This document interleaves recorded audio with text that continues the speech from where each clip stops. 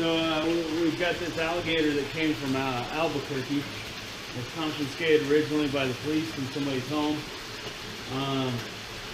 Lived at the Albuquerque Zoo for a short time, and then they asked us to take him with a bunch of other confiscated alligators.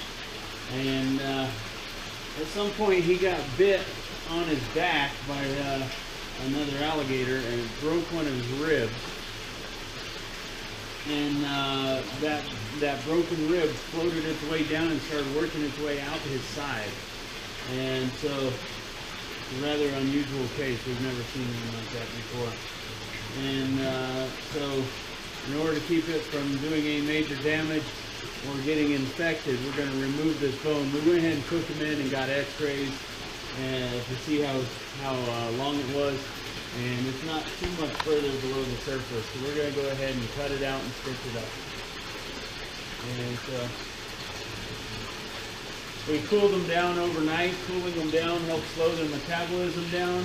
They fight less, they bleed less, it's less stressful on them. We also soaked them in antibiotic water for 2 days first, so that he would have antibiotics already in his system before we did the surgery. Hey. Bring in the water. Chill out. Ah. Let me give him a shot first. Yeah. Let that start taking effect. We'll give more light. Yeah. Let me hold the tail. Yeah, please.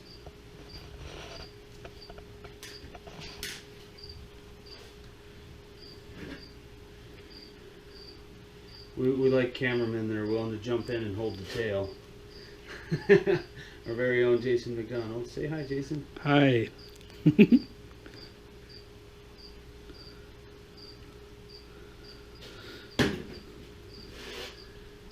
feel a little pinch?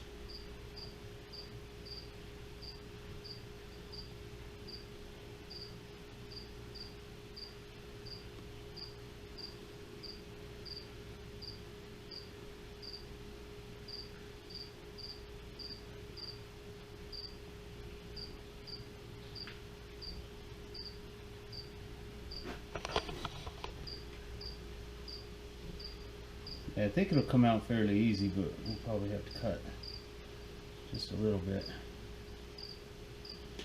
to get it out.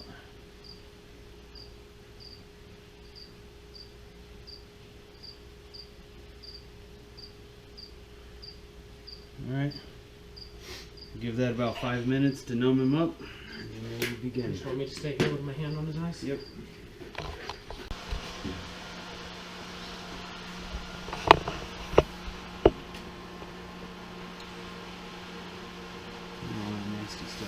Right.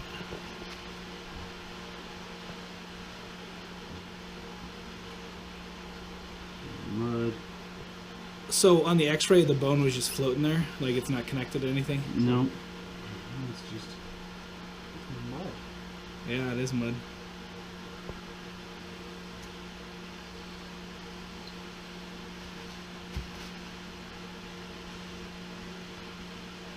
looks like it's about 1.5 inches, 2 inches long. Yep, not connected to anything.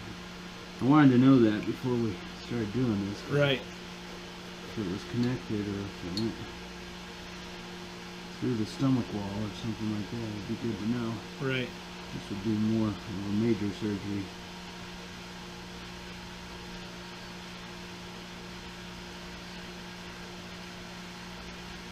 Wow. Is that mud or dead skin? Both. Mostly mud. His body's healing around it though, that's why it's so hard to get out.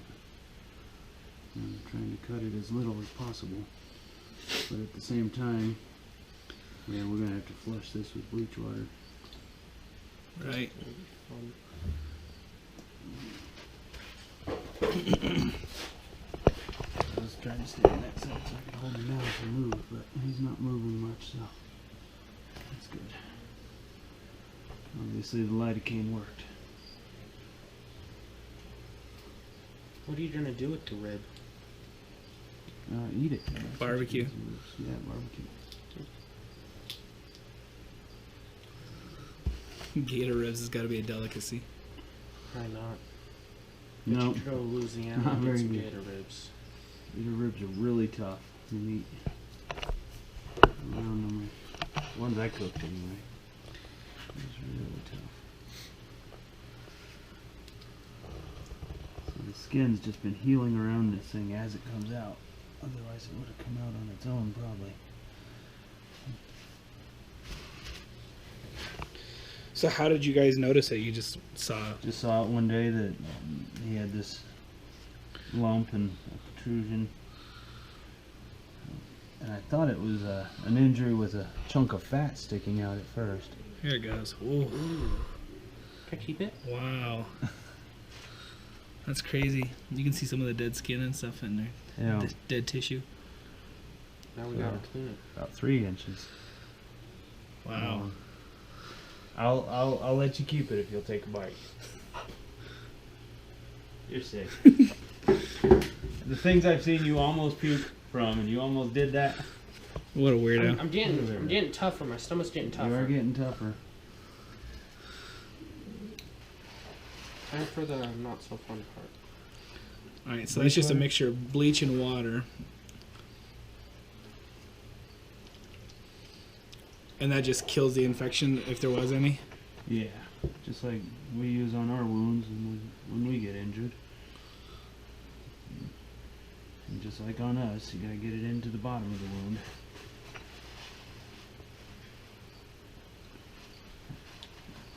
Get that Q-tip all the way to the bottom.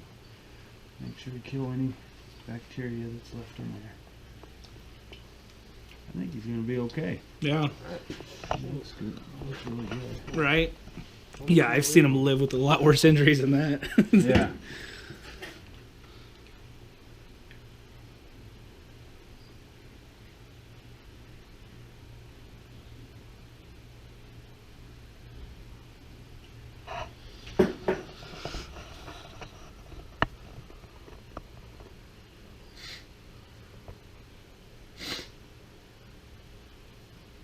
Too bad Dr. Kanishi wasn't able to do this surgery for us and stitch him up. He's much better at stitching than I am, but Yeah. unfortunately Dr. Kanishi had a run-in with a mule. He's got a 4-inch fracture in his pelvic bone. So he's taking a few days off. First time for everything. Yeah, he's 90 years old and still practicing veterinary medicine every day. But he said give him a few days and and I believe him. One time, about a year and a half, 2 years ago, middle of winter, in a snowstorm, Dr. Kanishi went out and helped somebody that had a breached calf in the middle of the night. And he helped deliver the calf and was driving home in the snowstorm and fell asleep and rolled his truck at 2 a.m. Wow. And he was like, I think he was 87 or 88 at the time, and rolled his truck. So he took the next day off. He was bumped and bruised, but he was back to work on Monday.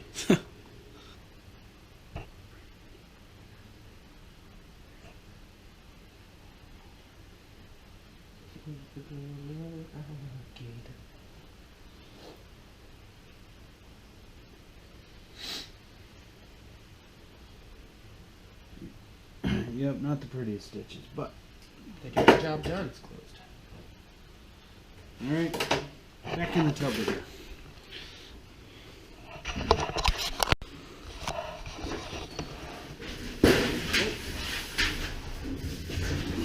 She's on fire.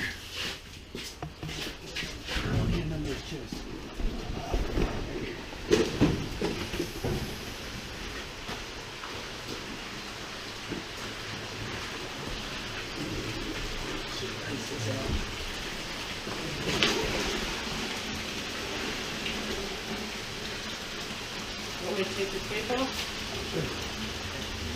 You want to put the plug in? Or I'm going to rinse it out a little bit first.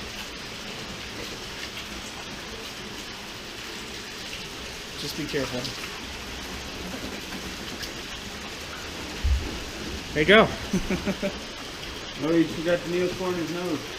Oh, he'll be fine. He just went undergone surgery. That's nothing for him. Right. I was gonna try to convince you to reach down there and put it on the... Put it on his nose. No, he's very mean. I'll let you keep the rib. I'm already keeping the rib. We'll get you another rib. Actually, I'll fill this up and I'll sweep it out and drain it again and then throw it up and put it in the body. Cool.